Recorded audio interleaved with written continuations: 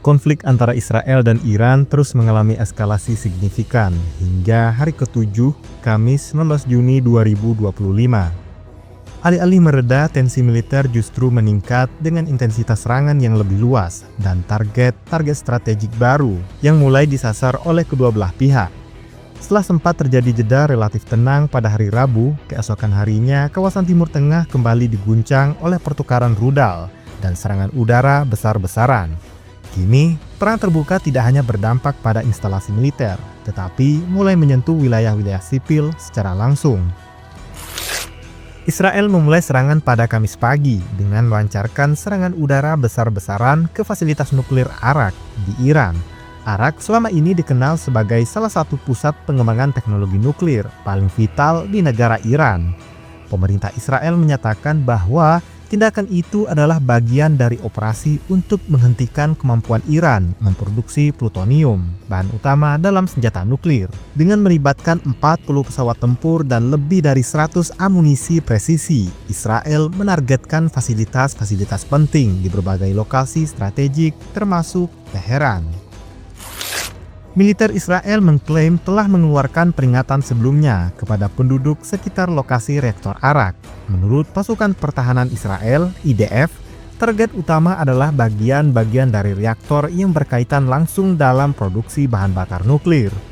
Pihak Israel menegaskan bahwa operasi ini dilakukan dengan tujuan mencegah pengembangan senjata nuklir oleh Iran, yang dinilai sebagai ancaman eksistensial terhadap keamanan nasional Israel. Namun sejumlah pihak mempertanyakan apakah peringatan itu cukup untuk melindungi warga sipil dari dampak serangan tersebut. Serangan terhadap reaktor Arak menjadi peringatan besar karena potensi kerusakan lingkungan dan risiko kontaminasi radiasi. Beberapa media barat mengutip sumber intelijen yang menyebutkan bahwa infrastruktur reaktor mengalami kerusakan serius, meskipun belum dapat dipastikan apakah ada kebocoran zat radioaktif. Ini merupakan serangan ke-6 yang dilakukan oleh Israel sejak awal konflik pada 13 Juni lalu. Menargetkan fasilitas nuklir dalam kondisi perang terbuka menjadi langkah yang sangat berisiko secara geopolitik dan moral. Menurut Kementerian Kesehatan Israel, sedikitnya 12 orang terluka akibat serangan Iran ke rumah sakit di Beersheba. Di antara korban terdapat pasien, tenaga medis, dan keluarga yang sedang menjenguk. Kerusakan pada rumah sakit cukup parah, memaksa pelayanan darurat dialihkan ke fasilitas medis lainnya. Selain itu, kerusakan juga terjadi pada sejumlah gedung di Tel Aviv, termasuk pusat keuangan, meskipun tidak dilaporkan adanya korban jiwa dalam serangan ke wilayah tersebut. Iran melalui kantor berita IRNA menegaskan bahwa target utama mereka adalah fasilitas militer Israel. Salah satu sasaran disebutkan adalah markas intelijen militer IDF di kawasan Taman Teknologi Gavyam, yang lokasinya berdekatan dengan rumah sakit Soroka. Menurut klaim Iran, rumah sakit hanya terdampak oleh gelombang kejut dari rudal yang menghantam target utama. Namun demikian, berbagai pengamat internasional menilai bahwa penggunaan instalasi militer di dekat area sipil telah menjadi taktik lama yang memperumit pemecaan moral dari serangan semacam itu. Di tengah kekacauan, pertanyaan besar pun muncul terkait jumlah korban dari kedua belah pihak. Human Rights Activities yang berbasis di Washington melaporkan bahwa total korban jiwa di Iran mencapai 639 orang, termasuk 263 warga sipil.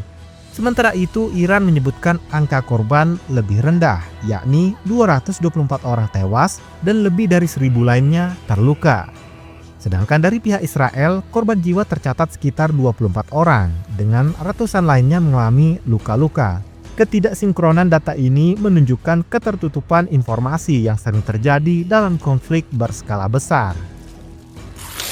Kondisi dalam negeri Iran juga semakin tidak stabil akibat konflik ini. Iran mengalami pemadaman internet nasional hampir total. Menurut pengawasan Digital Netbox, pemerintah Iran mengklaim bahwa pemutusan jaringan dilakukan untuk mencegah penyalahgunaan komunikasi oleh Israel untuk tujuan militer. Sementara itu, media Iran melaporkan bahwa Israel sempat meretas siaran televisi negara, memicu kekhawatiran akan perang informasi. Bahkan aplikasi seperti WhatsApp disebutkan sebagai alat intelijen dan pemerintah menyerukan warga untuk menghapusnya dari perangkat mereka.